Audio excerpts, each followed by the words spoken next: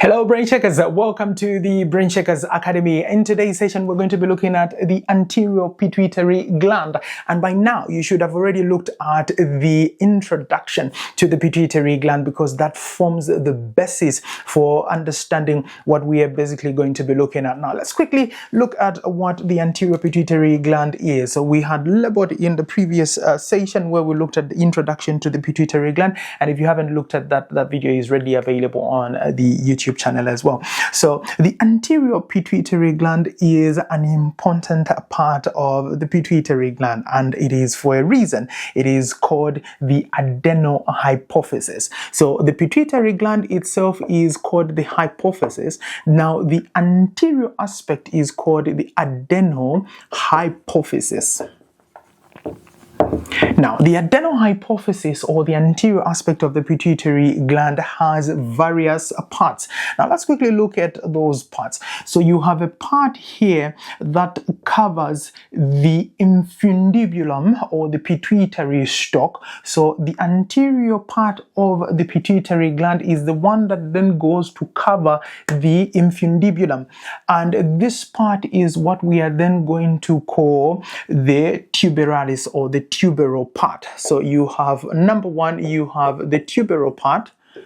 Okay, now the tuberal part of the anterior pituitary gland will in most cases house gonadotrophins and corticotropes as well. Now in the second part you will find that you have another part here that we call the anterior part. So you have an anterior part of the anterior pituitary gland, and then you have this part here which is in between the anterior aspect of the pituitary gland and the posterior lobe of the pituitary gland, and this is what we call an intermediate part. So you have three parts of the anterior aspect of the pituitary gland. So you have the intermediate part.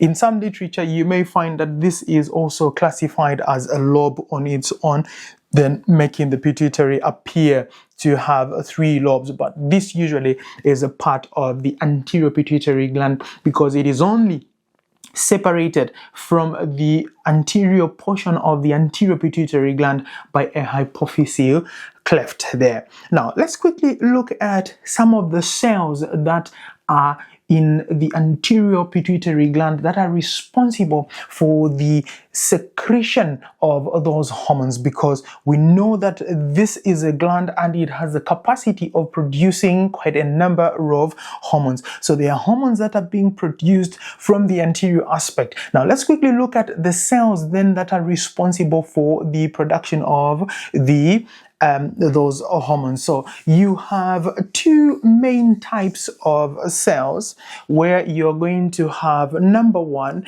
you will have what we call the chromophobes, and number two, you will have what we call the chromophils. Okay, so the types of cells are classified according to how well they stain histologically. Now, when you look at the chromophils, these ones will stain weakly, and because they stain weakly, in most cases, they will just form more of progenitor cells, meaning that most of the cells progenitor cells, meaning that most of the cells that end up becoming chromophils may basically have an origin from the progenitor cells. Then you have the chromophils. The chromophils are divided into two. You have number one, the acidophilic chromophils, and then you also have the basophilic chromophils. Now, the acidophilic chromophils are going to then give you cells or hormones that will be basically one, lactotropes, and then you will also have somatotropes. Okay? Now, the lactotropes here will end up giving you prolactin hormone, and then somatotrophs will end up giving you the growth hormone. So these two are acidophilic chromophiles. So it means that the lactotropes and the somatotropes, they are acidophilic in nature. And then you have the basophilic type of cells here. So the basophilic are the ones that would then give you the gonadotrophs. They will also give you corticotropes and thyrotropes. Okay, so gonadotrophs are going to then end up giving you luteinizing hormone, and they also give you follicle stimulating hormone.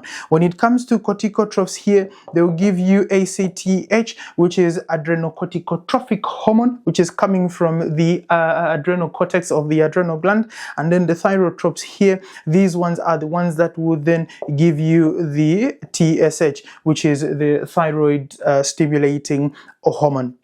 So these are the cells that are responsible for the production of those hormones. So in a natural sense, you find that the majority of cells that are in here, they are going to give you the 6 commonest type of hormones, where you have TSH as 1, ACTH 2, 3 follicle stimulating hormone, then 4 you have luteinizing hormone, then 5 you have the growth hormone, and then 6 you have the prolactin hormone as well. We'll look at the hormones and see what role they will then be performing. But also important to make mention is that you have the hypophyseal cleft around this region, and because you have a hypophyseal cleft there, it then does separate the intermedia. So when we're looking at the various parts, we did make mention that we have an intermediate part of the adenohypophysis. Now, this intermedia is responsible for the production of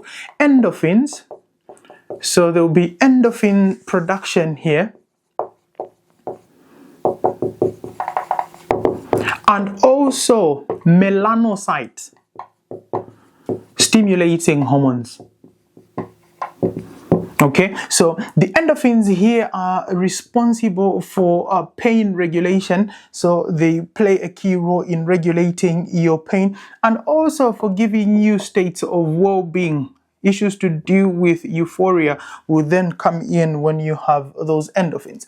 And then you have melanocyte stimulating cells. Now, the melanocyte stimulating cells here are very important because of the production of the melanin. So melanin is going to be stimulated from the melanocyte stimulating cells that are then going to be produced from the pars intermedia, or the intermediate part of the anterior pituitary gland. So the melanocytes, that is the cells close to your skin there that give you the skin pigment, will then be stimulated by the melanocyte stimulating hormones that will then come from the anterior pituitary gland. Now let's look at the hormones that are then being produced from the anterior pituitary gland. So we are basically talking about the hormones that are being produced, and we did make mention that we have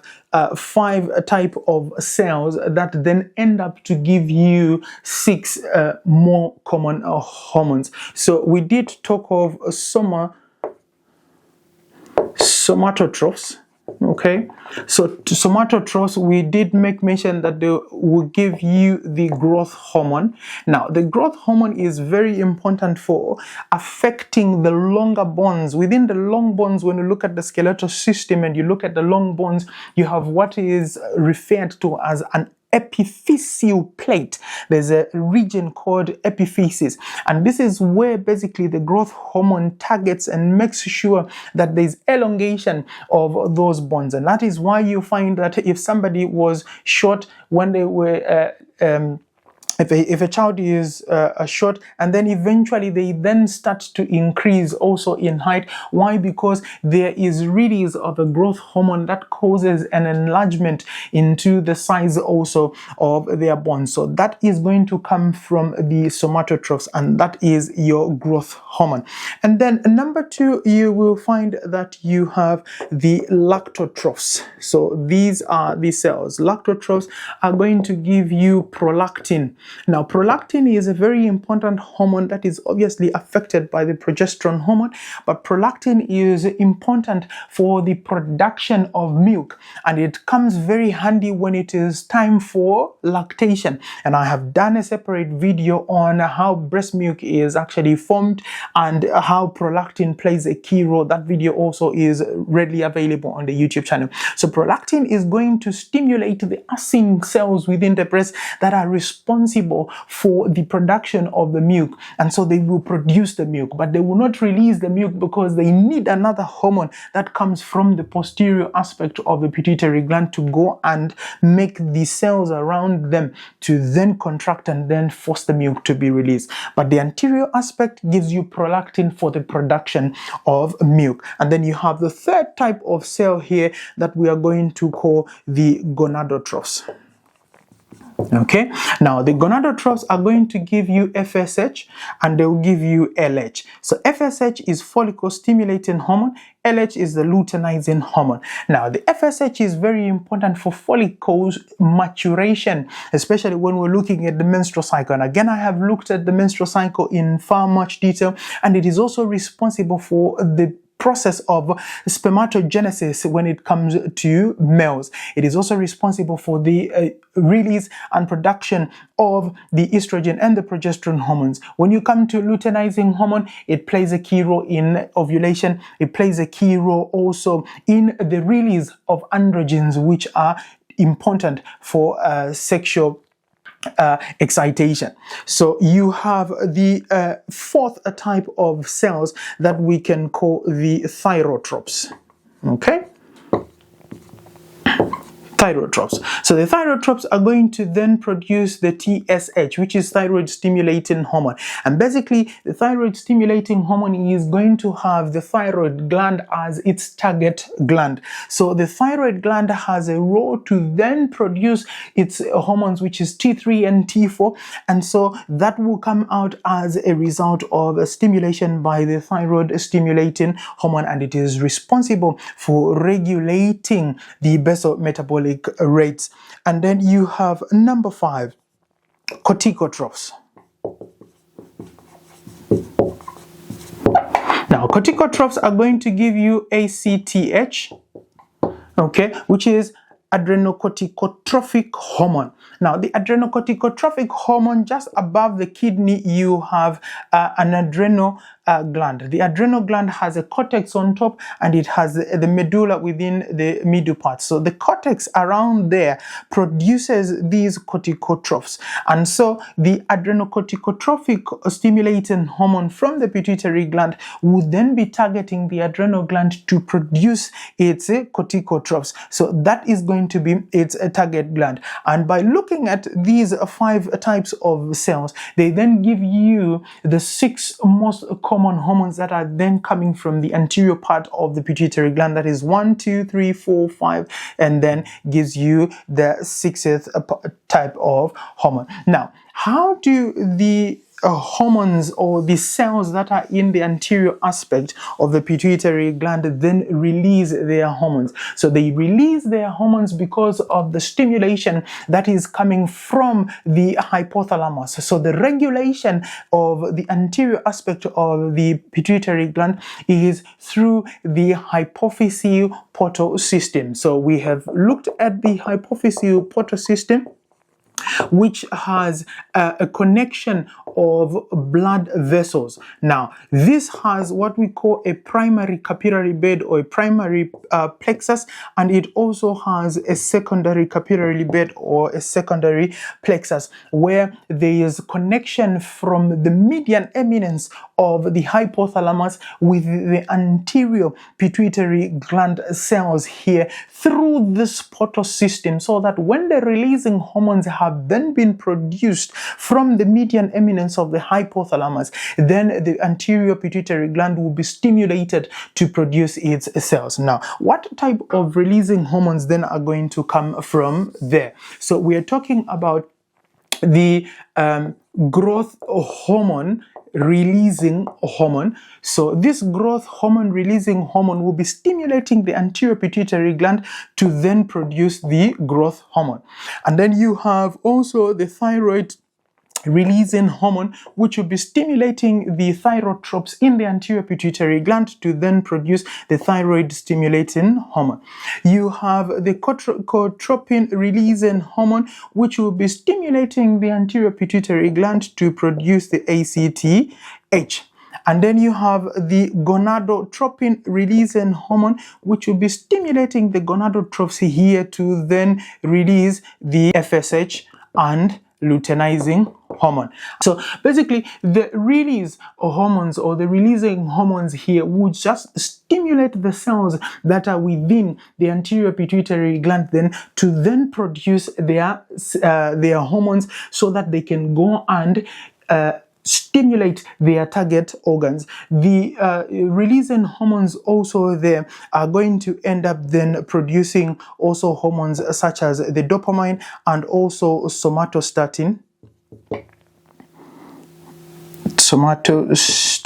Now, somatostatin is an inhibitory hormone of the growth hormone, so that if the growth hormone has been produced well adequate and it has reached the levels and you no longer need it, then the hypothalamus produces this somatostatin to then stimulate the anterior pituitary gland to stop or to inhibit the pituitary gland from then producing the growth hormone. Now, once these hormones have been produced, there comes a time when these hormones now reach into their adequate levels and adequate amounts. And so all the hormones that are then being produced, they are regulated by what we refer to as a negative feedback mechanism. Why? Because there has to be a state of balance. There has to be a state of equilibrium within the system. You don't want too much of anything, because if you have too much of the growth hormone, then you end up with gigantism. If you have too little of the growth hormone, then you end up with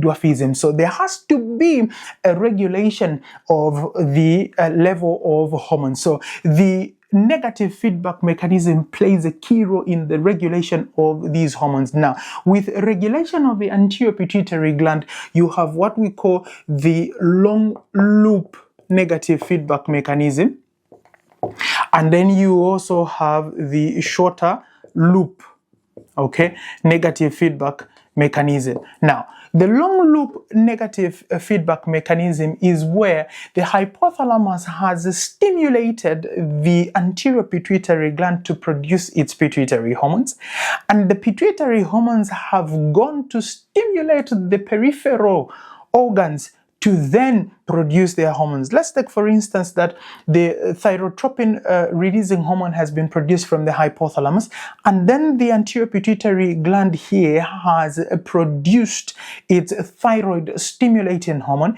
and the thyroid stimulating hormone goes on to stimulate the thyroid gland, and the thyroid gland produces its T3 and T4, and when this T3 and T4 reaches high amounts, it then sends a negative feedback mechanism to the hypothalamus to say, can you stop stimulating the pituitary gland so that the pituitary gland can stop stimulating the thyroid gland, because we are well adequate in the blood levels here. So it means we have reached our blood levels. So that is a longer loop. It means that the wait will be until the peripheral blood levels here have risen to levels where they have the capacity to initiate an action potential that will stimulate the hypothalamus or inhibit the hypothalamus from stimulating the pituitary gland. Further, this pituitary gland will no longer then stimulate the target organ, which will be the thyroid gland. That will be a long loop. Now, a shorter loop negative feedback mechanism is when the pituitary hormones here themselves, they reach adequate blood levels.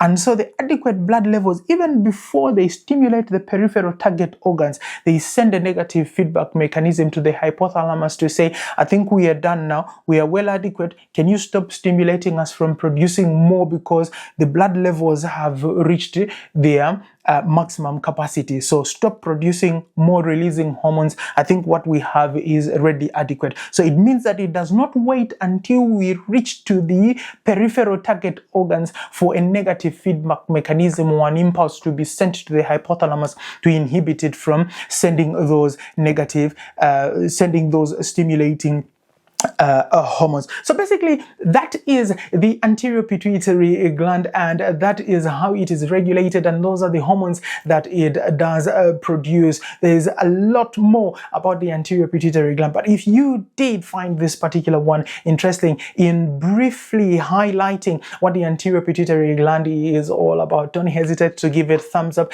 and also share the video as much as possible, and make sure that you're subscribed to the YouTube channel. There is also an opportunity for you to join the membership club, where you actually get access to other tutorials, where you get access to other items as well, and other videos that may not be readily available to the general public. So do head on to the YouTube channel, access the membership as well. And if you are not yet subscribed to the YouTube channel, what are you waiting for? Subscribe to the YouTube channel, hit the notification button so you don't miss anything, and you are always #1 to be notified when we have something new on it. Thank you so much for watching, and I will see you in my next video.